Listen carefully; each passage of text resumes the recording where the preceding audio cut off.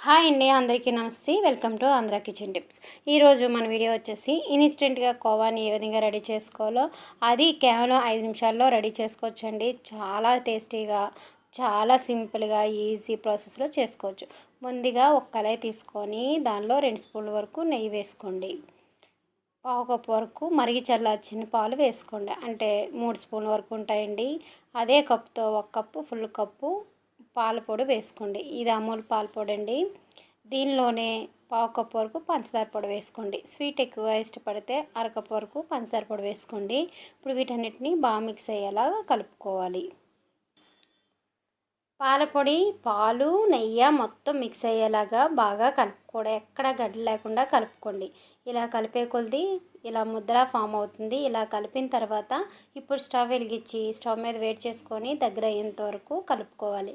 పంచదార పొడి వేయడం వల్ల వేడెక్కిన తర్వాత కొంచెం పలుచబడుతుంది. ఆ పలుచబడిన మిశ్రమం మళ్ళీ టైట్ అయ్యే వరకు మీడియం ఫ్లేమ్లో ఉంచి దగ్గరుండి కలుపుకోవాలి. ఇది టైట్ అవడానికి ఇంచుమించు 3-4 నిమిషాలు అయితే టైం పడుతుందండి. దగ్గరుండి కలుపుకోండి. ఈ విధంగా చిక్కబడడానికి 3 నిమిషాలు టైం పడుతుంది. ముద్దలా ఫామ్ అయ్యే వరకు కంటిన్యూస్గా కలుపుకోవాలి. ఇక్కడ మీకు అవసరమైతే లాస్ట్లో 1 స్పూన్ వరకు నెయ్యి వేసుకోవచ్చండి. అవసరమైతేనే, కంపల్సరీ యాడ్ చేయవలసిన అవసరం లేదు. నేనైతే యాడ్ చేయలేదు. దగ్గరుండి కంటిన్యూస్గా మీడియం ఫ్లేమ్లో కలుపుకోవాలి. కొంచెం ముద్దలా ఫామ్ అయ్యేంత వరకు కలిపితే సరిపోతుంది. కన్సిస్టెన్సీ అనేది కొంచెం ముద్దలాగా కోవా చేసుకోవడానికి వీలుగా రావాలి. పాలపొడి వేయడం వల్ల మీరు కంటిన్యూస్గా కలుపుతూనే ఉండాలి, లేకపోతే అడుగు మాడిపోతూ ఉంటుంది. ఈ విధంగా ముద్దలా ఫామ్ అయిన తర్వాత ఇప్పుడు స్టవ్ ఆఫ్ చేసేయండి. కన్సిస్టెన్సీ అనేది ఈ విధంగా ఉండాలి. స్టవ్ ఆఫ్ చేసిన తర్వాత కూడా ఒక 1/2 నిమిషం పాటు కలుపుతూ ఉండండి. తొందరగా చల్లారుతుంది, ముద్దలా కూడా ఫామ్ అవుతుంది.